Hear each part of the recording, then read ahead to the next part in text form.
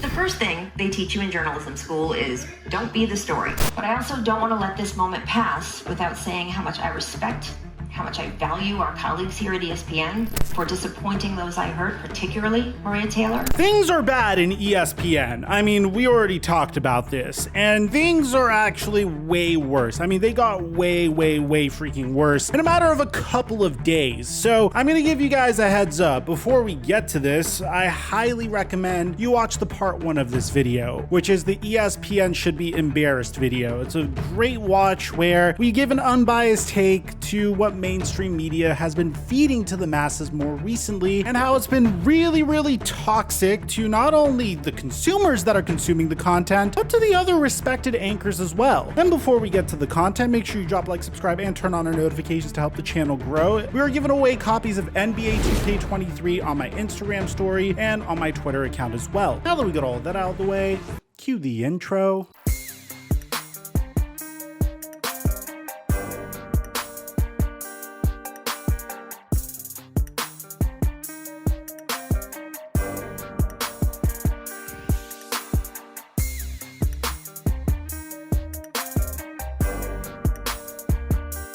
Do you guys know what the fastest growing crime in America is? It's identity theft, and there's a brand new victim every 14 seconds, which is absolutely terrifying because every 14 seconds, there is a chance that everything you work to create for yourself throughout your entire life can be taken away from you. And that's why I'm thankful to partner with today's sponsor, Aura. Aura is identity theft protection, fraud monitoring, a VPN, password management, and antivirus software all combined into one easy to use app. You might have one of these services already, but if you don't have all the tools, it is like locking the front door but leaving the back door wide open. Those who have had their identity stolen are often shocked when it happens. Imagine trying to log into your email account one day only to see the password had changed hours ago, and then you start getting notifications of activity from your bank, credit cards, crypto accounts, etc. Personally, I've gotten two-factor authentication messages from my cryptocurrency portfolio, which is absolutely terrifying because a lot of my savings are in my cryptocurrency portfolio. And whenever you get two-factor authentication messages, it means there was a breach into your account. And that's a scary and unfortunate reality for way too many people. Thankfully, Aura monitors the dark web for your emails, passwords, and social security numbers and sends alerts fast, right to your phone and email. And bro, I did a check to see how many of my passwords were on the dark web. I had 180 passwords being sold onto the dark web. So thankfully, Aura also gives you near real-time alerts on suspicious credit inquiries, like if someone was opening a loan or credit card in your name. Aura's VPN allows you to stay anonymous online by keeping your browsing history and personal information safe and encrypted. Protect your family and yourself from identity theft by going to aura.com/FlightMike, or you could click the link in the description down below. And look, man, let me give you some advice. Click the link in the description down below. You get a 2-week free trial, and that way you can see how many of your passwords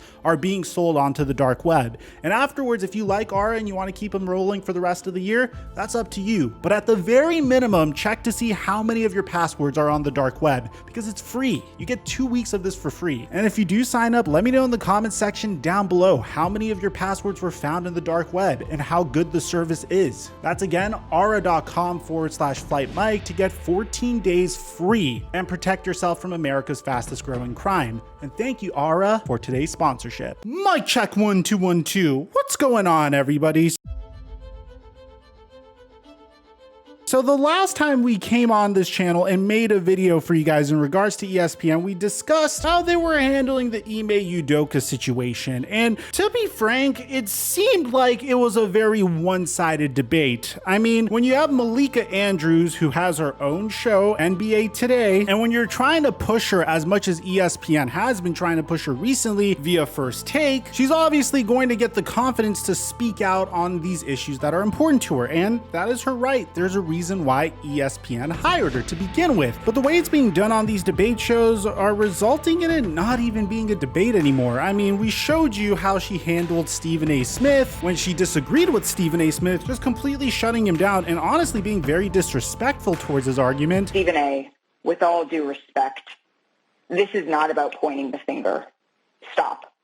What became apparent to me in this press conference is that we do not have all of the information here. And it was frustrating to me that the Celtics declined to elaborate or to give more specifics about what exactly the rule breaking was that led us to this point. And you could tell Stephen A. was very upset at the way Malika Andrews addressed him. I don't appreciate where you're going with that.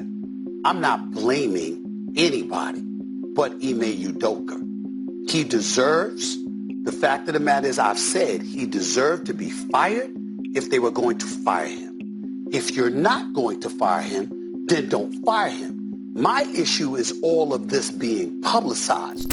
I listened to you. You're the one telling me to stop on my show. It ain't happening. Okay, that's number one. Number two, I've already said he deserves to be fired, or he deserves to be there and handle it internally and privately. Now, here's the thing. What Stephen A. Smith was saying wasn't necessarily such a bad thing to say. He's saying, hey, look, if you want to take the feminist point of view here, the woman that is in the consensual relationship with Ime Udoka should be held just as accountable as Ime Udoka. But Malika Andrews clearly took the victim approach to this situation. Now, what's interesting is her co-host on NBA Today, Kendrick Perkins, pretty much echoed Stephen A.'s exact same take, and Malika Andrews threw him off the air because of it. Look. Yes, Ime Udoka was wrong. We get that. His punishment, he deserved that, and whatever else follows, I hate it for him, but he put himself in this position. But why are the other people getting left off the hook?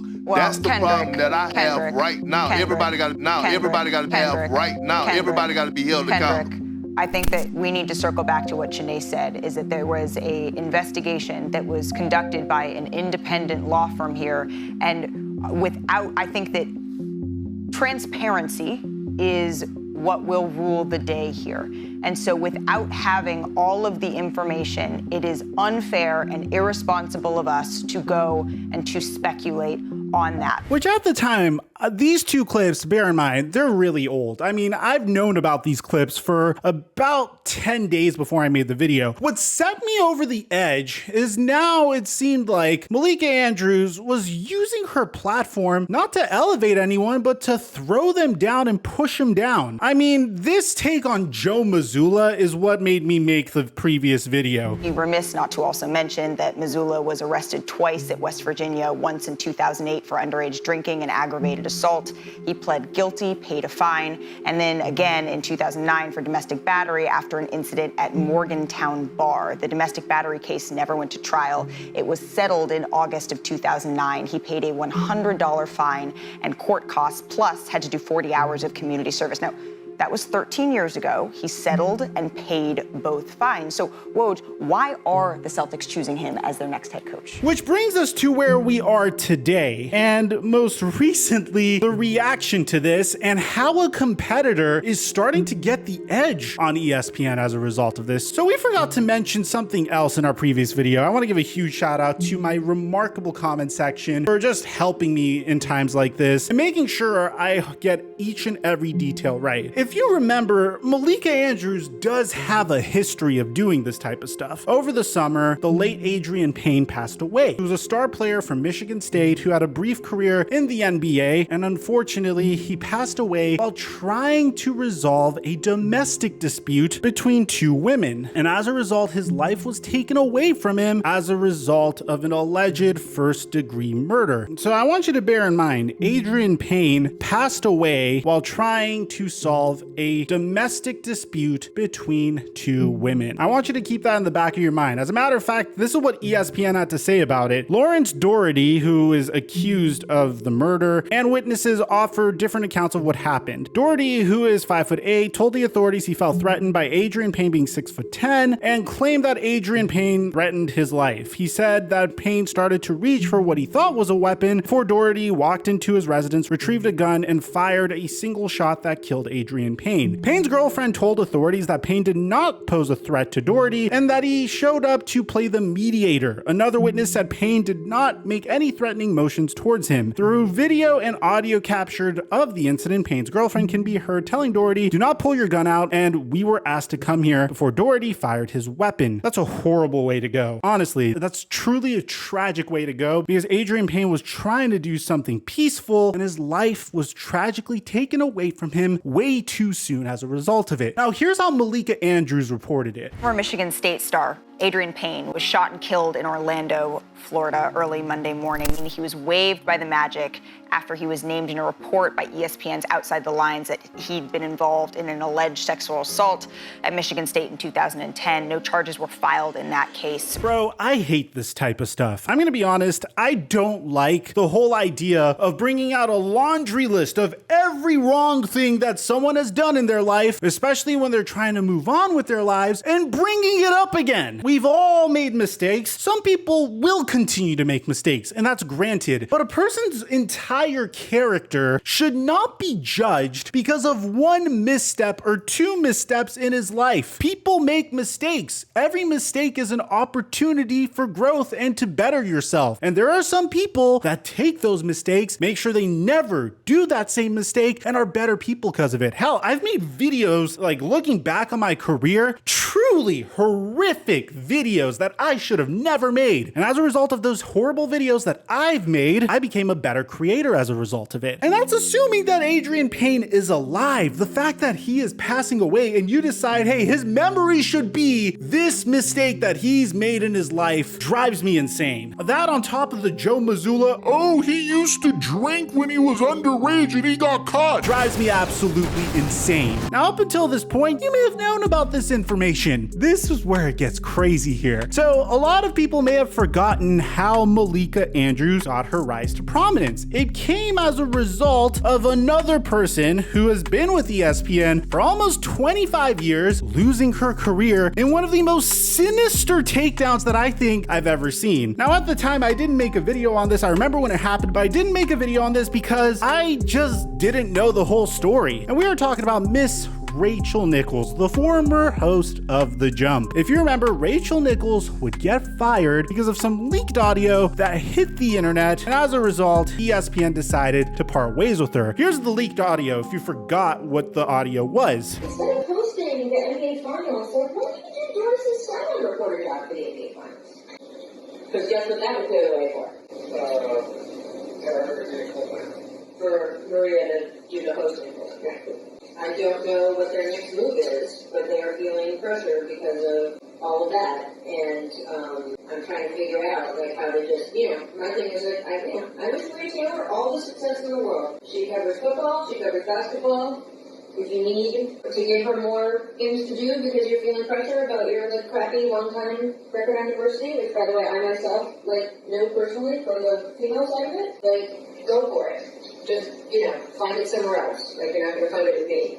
I did not make a video on this because I felt like we just didn't have the whole story. It was also a very sensitive time in the world, and ESPN was clearly feeling a little bit uncomfortable with the lack of diversity that they had on air, which, going back to that time, I guess is understandable. The way it was handled was absolutely horrific, because we're gonna get to how the audio was acquired to begin with, which is absolute lunacy to me. But as a result of this audio getting leaked, both Maria Taylor and Malika Andrews both got tremendous promotions. Maria Taylor was selected to host coverage of the 2020 NBA Finals over Rachel Nichols, which resulted in the tape that was leaked out. Whereas Malika Andrews was able to launch her show that is still running today, NBA Today, which is now running instead of The Jump. It's almost as if Showtime Basketball is watching ESPN completely crumble. You are getting tweets saying, hey, ESPN should bring back Rachel Nichols instead of Malika Andrews for how Malika Andrews is using her platform and the toxicity that is being brought with that. Because at the end of the day, it's okay to have a differing opinion. It's a freaking debate show, but it's important to be respectful rebuttal as you have a differing opinion with someone else. That's not what Malika has been doing recently. And it seems like it's too late to get Rachel Nichols, because it seems like Showtime Basketball capitalized on this vulnerability and brought on Rachel Nichols to their side. So she made an appearance on the All the Smoke podcast, and we finally got the opportunity to hear her side. 3 years ago, ESPN gave me a new contract. I'd already been there with the Jump.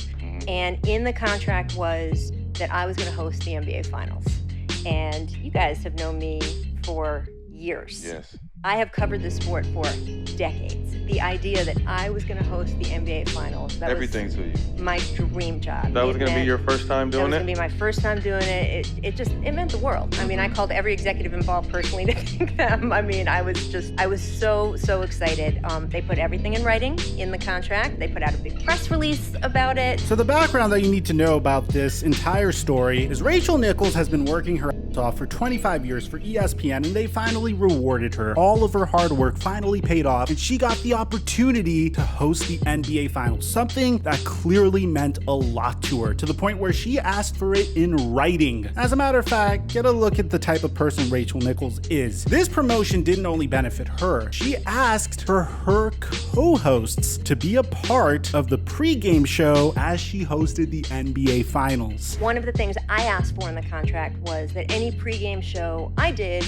would be a continuation of our daily show, The Jump, because it was something we started together. I was so proud of. So she also mentioned that she didn't want to get in between things between NBA Countdown and The Jump, and Maria Taylor ended up getting the NBA Countdown job. In order to make an effort to welcome her, she sent Maria Taylor flowers when she got the job because she was really happy for her. Rachel Nichols then talks about the obvious. Things get complicated later that season. You know, it's 2020, we had a pandemic, there was the tragic murder of George Floyd, who happens to be Steven Jackson's friend. There were a lot of difficult conversations with this country looking itself in the face and seeing what had to change and what had to be different. The New York Times did an expose in July 2020 on racism at ESPN and the lack of opportunities for people of color. And the executives at ESPN said, I think about what people would expect. We'd like to give people more opportunities. We're continuing to grow all of those things. Around that same time, I got a phone call asking me would I step aside from Maria to host the NBA Finals and have me go back to being a sideline reporter. They stressed it was my choice and that they weren't telling me to do this because it was in my contract, but they were putting a lot of pressure on me. I was being told, well, you're not a team player, which any woman in business knows is code, right? Women are supposed to be kumbaya and team players and helpful, and men are aggressive sharks and all that. I just felt like, hey, I worked so long, decades for this job. I've done everything that was asked. We put on some great shows leading up to the playoffs, and I wanted a chance to do this. Now, this is all background information. This is where it gets really sinister. I mean, this is a clear invasion of privacy, and it just gives you the idea of the type of that ESPN is willing to pull in order to push their agenda, because Rachel Nichols begins to talk about how she was spied on. Unfortunately, that entire time, nobody back at ESPN told me that there was an open line to my hotel room and anyone who looked at the feed could see me. No one shut it off, decided, oh, she clearly doesn't know she's being watched unpacking or doing all these other things. And at least one person decided to just sit and watch and started spying on me like I was their own personal television show. And when they heard something they thought was juicy, they picked up their cell phone and they started recording my conversation on their cell phone. I'm gonna leave the rest of the All the Smoke episode for you guys in the description down below, but that is insanity. This doesn't have to do with color or gender, guys. This has to do with actual professionalism and just her abilities as a reporter. I personally do miss Rachel Nichols and the way she presented information. I have a lot of respect for people that do this type of job because I think Steven Jackson and Matt Barnes also do a fairly good job on the All the Smoke podcast. But if you take a look at just the way she's presenting this information, she's not saying it in an angry way. She actually glorifies Maria Taylor multiple times as she is talking about this situation. She just says, hey, this is what happened. It was unfortunate based upon the timing of things. It made me look bad. It gave people a specific perception of me. I guess my point here is, and you could cancel me for this take if you want, I would really like to go back to just acknowledging people for the level of talent they have. I mean, I don't look at Nikola Jokic as a white basketball star who's won MVP the last 2 years. I look at him as a freaking unicorn who is a center that's also a big man, that is a pass first big man. I've never seen something like that. I look at LeBron James as an athletic freak of nature that absolutely changed the way basketball is being played, because prior to his arrival, I was used to the most dominant players being scoring first players. And LeBron completely changed my perception of basketball as a result of that. Same could be said about Steph Curry and multiple other players, not only in basketball, but in the NFL as well. What I'm saying is I am acknowledging these individuals for the talent and what they bring to the game, what they bring to reporting, and that's all that matters to me. And it's really a shame whenever there's this pressure to choose based upon how diverse we are being. I think talent should speak for itself, and that should be what merits people getting specific jobs. But hey, that's my take on the matter. Let me know in the comment section down below what you guys think about all this. Aside from that, I'm your boy Mike. I'm dropping our mic until our next upload.